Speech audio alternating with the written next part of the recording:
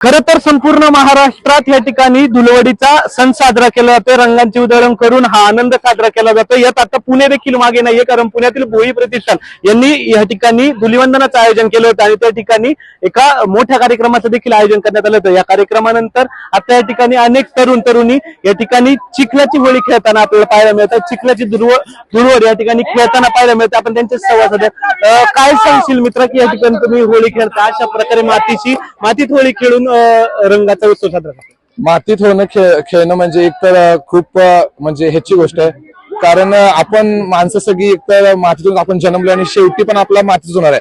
आणि मातीसोबत होणी खेळणं एकतर इको फ्रेंडली आहे आणि खूप मस्त वाटते, कारण सगळे रंग म्हणा किंवा मातीचा असाही काही साईड इफेक्ट नाहीये. आणि सगळ्या मित्रांबरोबर फर्स्ट इयर मध्ये इतकी छान होळी खेळणं, ते पण पाण्यात आणि चिखलामध्ये, तर खूप मजा येते.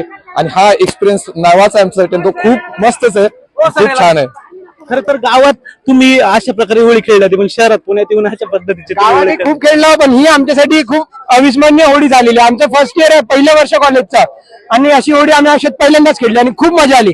आणि कलर सर्व ऑर्गॅनिक, काही प्रॉब्लेम नाही गेला, एकदम सर्व चांगलं झालंय. असं काय सांगशील तू या ठिकाणी मातीत होळी खेळलाय? खरं तर माती म्हटलं तर माणसाची नाळ जोडलेली असते त्या मातीशी, आणि तुम्ही त्यातच एक रूप होऊन तुम्ही या ठिकाणी होळी साजरी करता. होय सर, आता सगळीजण प्रत्येक महाराष्ट्र जिल्ह्यातून वेगवेगळ्या ठिकाणी आम्ही एकत्र गोळा झाले, त्यामुळे खूप मजा आली.